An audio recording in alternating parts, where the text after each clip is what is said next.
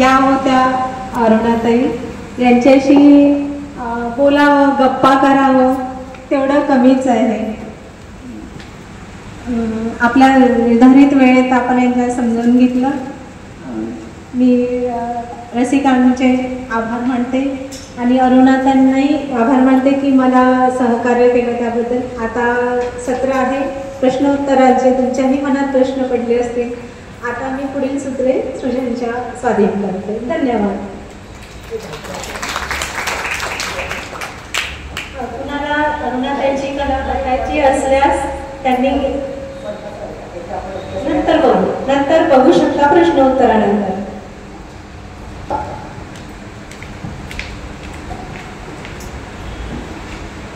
वा, आज एका अनोख्या कला सफरीचे प्रत्यंत आम्हा सर्वांना आले. ध्येय अरुणाताईंचे अनेक पैलू प्रीती नवघरे यांनी आपल्या समोर कौशल्याने उलगडून दाखविले. एक कलाकारच दुसऱ्या कलाकाराचे मन जाणू शकतो हेच खरे. अरुणाताईंना प्रश्न विचारण्याची उत्सुकता वारकऱ्यांना आहे याची मला कल्पना आहे. आता आपण प्रश्नोत्तराच्या सत्रांकडे वळूया. मी येते या वारकऱ्यांकडे. पहिला प्रश्न.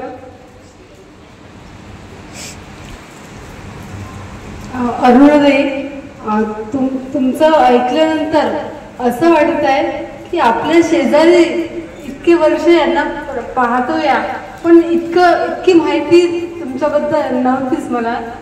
तर फार सुंदर सांगितलं तुम्ही. शुभेच्छा त्याबद्दल. आणि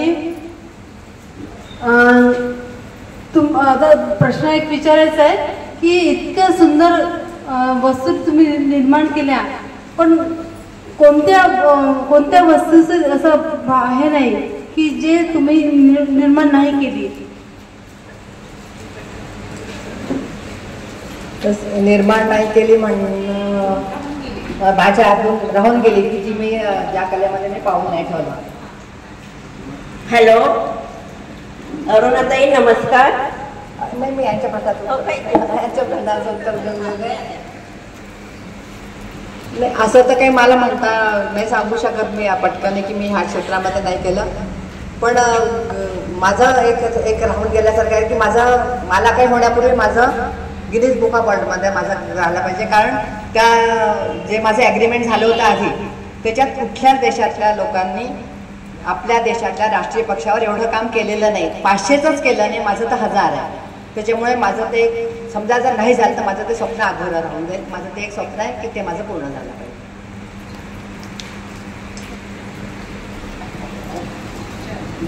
हॅलो अरुणाताई, नमस्कार. तुम्ही सुंदर पद्धतीने जीवन आपला परिचय सादर केला, तो आम्ही चांगला ऐकला आहे. खूप छान परिचय होता तुमचा. पण तुम्ही एवढ्या डोळ्यांचा त्रास असूनही उखाणे लिहिले, ते 1-2 उखाणे आम्हाला सादर करा. ही इच्छा आहे ऐकण्याची. ते इतके मोठे मोठे आहे, पण एखादा तरी ऐकवा. नदी जाते सागराकडे पर्वताला सोडून, गहीवरून येते तिला तेव्हा आपलं माहेर आठवून. गती तिची गात असते कधी होईल पती मिलन, आणि होता पती मिलन कधी होईल सफल जीवन. अशी असते प्रत्येक स्त्रीच्या जीवनाची कथा. अनिल माझे सागर, मी त्यांची सरिता. आणि माझे जे बाकीचे आहे ना खूप मोठे मोठे आहे. मला कल्पना असेल तर मी घेऊन आज बरेच मोठे आहेत. नमस्कार ताई, मी प्रणालिनी खाडेलकर. खूप छान वाटलं तुमचा प्रवास ऐकून. फक्त मला त्याच्यातली एक गोष्ट डोक्यात जास्त फिट झाली की तुम्ही म्हटलं की तुम्ही मृत्यू या विषयाशी खूप म्हणजे वाचू इच्छिता किंवा त्याच्यातला तुम्हाला संदर्भ सांगायचा आहे की मृत्यू काय आहे, काय रहस्य आहे त्याच्यामध्ये. तर तुम्हाला मृत्यूचंच का बरं म्हणजे त्याचं रहस्य जाणून घ्यावं वाटलं? कारण जन्म आहे तर मृत्यू आहे प्रत्येक गोष्टीचा. तर जन्माबद्दल का नाही वाटलं आणि मृत्यूबद्दलच का वाटलं? कारण मृत्यूनंतर आपलं काही अस्तित्व नसतं ना, मग मृत्यू तो काय आहे किंवा त्यावेळेस काय घडते किंवा मला असं सतत मला ती जाणीव होत राहते. आत्मा, मृत्यू, मन, बुद्धी ह्याचं तारतम्य कसा, मला सतत ह्या गोष्टी मला अजूनही भेडसावत राहतात त्या मला पण भेडसावत असतात. पण त्याच्याबद्दल म्हणजे नेमकं काय होते, ती क्रिया काय होते याच्याबद्दल तुम्ही थोडं सांगू शकत का? की मृत्यूच्या वेळेस मानवी शरीरासोबत काय होते किंवा त्या आत्मासोबत काय होते हे तुम्ही सांगू शकाल? इथे इतके तज्ञ डॉक्टर लोक बसले, मी त्याच्याबद्दल कुठलंच अधिकारपणे मृत्यूबद्दल काही सांगू शकत नाही. तुम्ही जे वाचलं नाही नक्कीच. भावना. पण काय वाचण्यात काय आलं किंवा काय वाचण्यात ते काय लागले, मृत्यू सतत लिहित राहते मी मृत्यूवरती किंवा त्याच्याबद्दलचं वाचण्यात मला जास्त कुतूहल. जसं मोराचं कुतूहल मला कलेमध्ये आहे, तसं मला मृत्यूचं कुतूहल आहे. कायम कुठे जरी दिसलं तरी मी ते वाचते, त्याचा अभ्यास हे करते की मला चिंतन मनन मला तेच करते. आणि आत्ताच मी 2 महिन्यापूर्वीच जवळजवळ हातावून आल्यासारखी झाली आहे. पंचांच्या डॉक्टरांच्या दवाखान्यातच होती. डॉक्टरांनी सांगितलं होतं या वाचणारच नाही म्हणून. पण मग तेव्हा तर मला काही समजलं नाही किंवा मला भीती नाही वाटली की आपण नाही. पण म्हणजे मृत्यू जवळून पाहण्यासारखं मी म्हणू नाही शकत, कारण मला फक्त माहिती की मी इतकी सिरियस आहे. मला जेव्हा लोकांनी सांगितलं की तुम्ही त्यावेळेस इतक्या सिरियस होतं तेव्हा मला समजलं. पण तेव्हा मला त्याचं काय गुढ वगैरे असं काही समजलं नाही. पण मला त्याचं कुतूहल आहे, मृत्यू या शब्दाचंच कुतूहल आहे. अच्छा.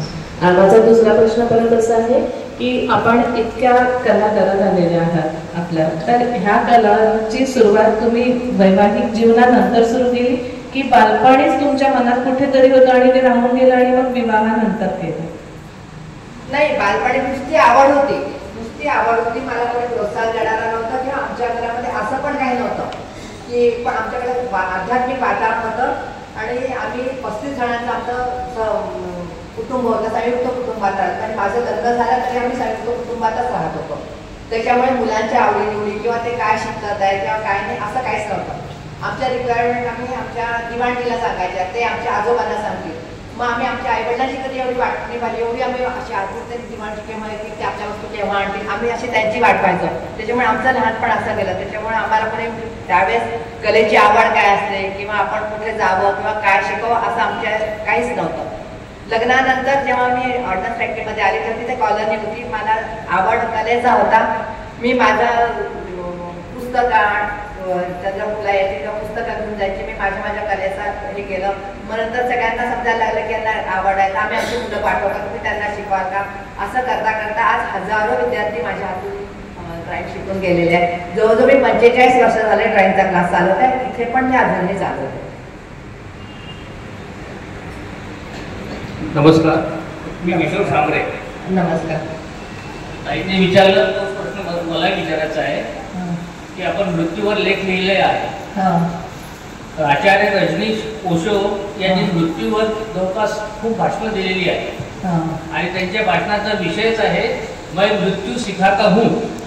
त्यांनी असं म्हटलेलं आहे, थोडक्यात एक वाक्यात सांगतो मी, की जन्म आणि मृत्यू या प्रवासामध्ये आपण असं म्हणतो की मृत्यू झाला म्हणजे आपला आत्मा निघून गेला. आणि आपल्याकडे असा समज आहे की आत्मा अमर आहे, अविनाशी आहे. मग शरीर बदलवतो आत्मा, तर मृत्यू लावताना एवढा घाबरतो का? आणि आपल्या देवाच्या कल्पना ज्या आहेत ह्या सगळ्यात जास्ती आपल्याला आठवतात दवाखान्यामध्ये. तर आपला या मागे काय विचार होता लेख लिहिण्यामागे तो थोडा सांगावा. आणि दुसरा माझा असा प्रश्न आहे की आपण सौंदर्याची काय व्याख्या कराल? आपण बोरावर इतका आतापर्यंत बोलला, तर सौंदर्याची व्याख्या कशी काय करायची किंवा त्याची संकल्पना काय आहे? नाही, सौंदर्याची परिभाषा म्हटलं तर रूप हे काही टिकाऊ नसते किंवा ते देखणं पण तुमचं कालाप्रमाणे जाणारं असते. तो तुमचे विचार, तुमची कृती, तुमचं वागणं ह्याच्यातच खरं सौंदर्य आहे. हे मी म्हणजे हे माझा विचार आहे. तुम्हाला पटला पाहिजे असं जरुरी नाही, पण मी याला मानते की विचार, तुमचा आचार विचार, तुमचं वागणं ह्याच्यात सौंदर्य तुम्हाला हे गेलं पाहिजे. आणि ज्याला सौंदर्य शोधायचं असते तो कशातूनही सौंदर्य टिकू शकतो. हा स्वभाव करून घेतला तर आपल्याला सगळ्याच्यातच सौंदर्य दिसते. आणि मृत्यू जर म्हटलं तर मी समर्थांचं जे मृत्यूवरती लिहिलेलं आहे दासबोधामध्ये त्याचा जास्ती वाचलेलं आहे मी मृत्यूचं. त्यांनी की मृत्यू कोणालाच आपलं म्हणत नाही, तो कोणाला 1 सेकंदही वाढवू देऊ शकत नाही. तुम्ही डॉक्टर असू द्या, तुम्ही कोणी असू द्या, तो वेळ का कशाच तो हे करते. संपलं तुमचं की तुम्हाला 1 सेकंदही तो देणार नाही. मग तुम्हाला जे करायचं ते आधी करा. तर ह्या मृत्यूच्या याच्या बाबतीत मी जास्त समर्थांनी जे लिहिलेलं आहे दासबोधामध्ये त्याचं वाचते, त्याच्यावरच लिहिलेलं आहे. काकू नमस्कार. नमस्कार. मी काकूंकडे खूपदा गेलेलो आहे. मला जेव्हा कच्चा चिवडा खायची इच्छा होते तेव्हा मी काकूंकडे जातो. काकूंनी काही पाळीव प्राण्यांबद्दल सांगितलं, कुत्रा, बोका, पण मला काकूंचा जो अनुभव आला, यांच्याकडे पाळीव प्राणी, पाळीव पक्षी नेहमी दिसायचे. एक पोपट, तो जवळपास 25 ते 27 वर्षाचा, एक कासव. आणखी चमत्कार म्हणजे की जो बोक्या होता, तो बोक्या गेल्यानंतर त्या जागी एक दुसराही बोका येऊन बसायला लागला. तर काकू, पाळीव प्राण्यांबद्दल तुमचा अनुभव कसा राहिला? आणखी एक काकूंची गोष्ट म्हणजे की काकू कुठेतरी एका बहुतेक मिस्त्रीकडे गेल्या होत्या आणि ते अनफॉर्च्युनेटली कासव खाणारी कम्युनिटी होती. तर काकूंना त्यांच्याकडे खूप सारे कासवाचे शेल्स दिसले. काकूंनी त्याच्यामधने पण कलात्मक वस्तू बनवल्या. मला काकू तुमचा पाळीव प्राण्यांसोबतचा अनुभव आणि काय ते मला ऐकायची इच्छा आहे, आणखी ऐकायची इच्छा. पाळीव माझ्याकडे मला एकदम उत्तर अरुणाताई, तुमच्याकडे कुत्रा, मांजर आणि पोपट एकत्र राहतात आणि ते एकत्र जेवतात, हे तुम्ही सांगितलंय, मी स्वतः पाहिलेलं आहे. याचं रहस्य काय आहे? रामच्या पुत्रासोबत याचे उत्तर तुम्ही द्या.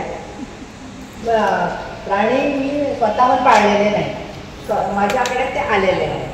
आणि जेव्हा म्हणजे सगळे जे प्राणी आलेले ते सगळे आजारी होते. तर दवाखान्यातले लोक सुद्धा म्हणायचे की रस्त्यावरच्या प्राण्यासाठी रडणारी बाई मी पहिल्यांदाच पाहिलेले की हिला वाचवा, तुम्ही काही करा, हिला वाचवा त्या बोक्यासाठी. तर बोक्या ॲक्सिडेंटचा होता, त्याचे दोन्ही पाय पण तुटलेले होते आणि शेपटीत तो मरून गेला तरी त्याच्या शेपटीत जीवच नाही आला.